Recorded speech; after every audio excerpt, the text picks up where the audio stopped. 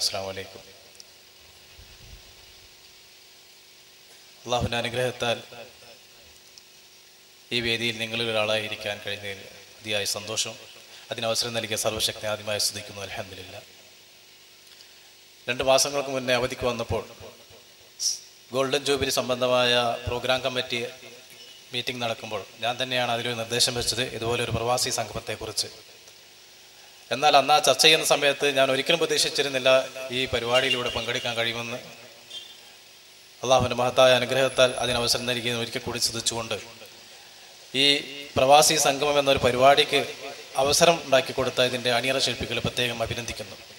കാരണം സാധാരണ പ്രവാസി എന്ന വിഭാഗത്തെ കുട്ടിക്ക് പറഞ്ഞ പോലെ എന്നെന്നും ഒരു കറവ പശുവായി മാത്രം കണക്കെടുക്കുകയും ആവശ്യം കഴിയുമ്പോൾ അവരെ വിസ്മയിക്കുന്നൊരു നിലപാടാണ് എല്ലാ മേഖലയും കാണുന്നത്. സ്വന്തം കുടുംബത്തിലായാലും നാട്ടിലായാലും രാഷ്ട്രീയ സാമൂഹിക സാംസ്കാരിക രംഗങ്ങൾ എവിടെയായാലും പ്രവാസിയുടെ അവസ്ഥ അന്നും ഇന്നും എന്നും അതുപോലായിരിക്കും.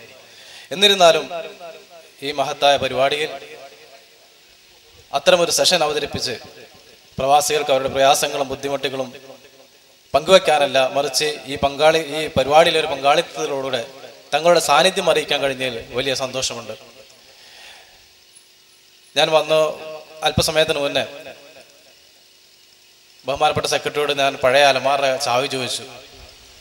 അതിൽ നിന്ന് കഴിഞ്ഞ സിവിൽ ജൂബിലിയുടെ സോവനീറും അതിൻ്റെ ആൽബങ്ങളും അല്പസമയം ഒന്ന് മറിച്ചു നോക്കാൻ ഞാൻ കുറച്ച് സമയം കണ്ടെത്തി. സത്യം പറഞ്ഞാൽ അവ മറിച്ചു നോക്കിയപ്പോൾ സന്തോഷം കൊണ്ട് കണ്ണുകൾ നിറഞ്ഞു.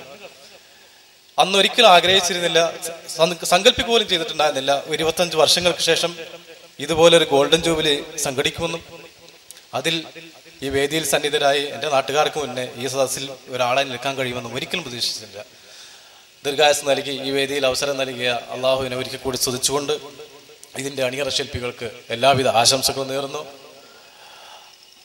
അതുപോലെ തന്നെ ബഹുമാനപ്പെട്ട കുട്ടിക്ക് ആമുഖത്തിൽ ഉസ്താദും എല്ലാവരും ഇതിൻ്റെ വിഷയങ്ങളെക്കുറിച്ച് സവിസ്തരം പ്രതിപാദിച്ചതുകൊണ്ടും നമ്മുടെ സമയം വളരെ അതിക്രമിച്ചതുകൊണ്ടും ഞാൻ സുദീർഘമായി സംസാരിക്കാൻ ആഗ്രഹിക്കുന്നില്ല. ഈ മഹത്തായ സമ്മേളനത്തിൻ്റെ പ്രചോദനം ഉൾക്കൊണ്ടുകൊണ്ട് നമ്മുടെ നാട്ടിൽ ഒരു പുതിയൊരു ദീനീ ചൈതന്യം ഉണ്ടാക്കിയെടുക്കാൻ നാം ഓരോരുത്തരും ശ്രമിക്കണമെന്ന് ഈ അവസരത്തിൽ ഉണർത്തുന്നു.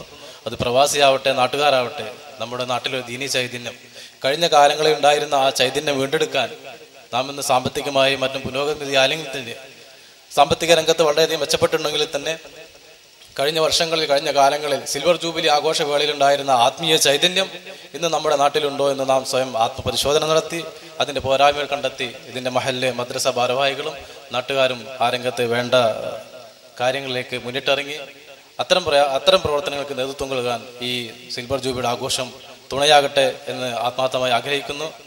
ഏതായാലും ഈ സംരംഭത്തിൽ പങ്കെടുക്കാൻ അവസരം നൽകിയ ഇതിൻ്റെ സംഘാടന സമിതിക്കും എല്ലാവിധ ആശംസകളും നേർന്നുകൊണ്ട് നമ്മുടെ ഈ ആഘോഷം, ഈ സിൽവർ ജൂബിലി, ഈ ഗോൾഡൻ ജൂബിലി ആഘോഷം വരുന്ന നാളുകളിൽ നമ്മുടെ മദ്രസയുടെയും ദീനി സ്ഥാപനങ്ങളുടെയും എല്ലാവിധ അഭിവൃദ്ധിക്കും കാരണമാകട്ടെ എന്ന് ഒരിക്കൽ കൂടി ആശംസിച്ചുകൊണ്ട് ഇതിന് അവസരം നൽകിയ സംഘാടക സമിതിക്ക് ഒരിക്കൽ കൂടി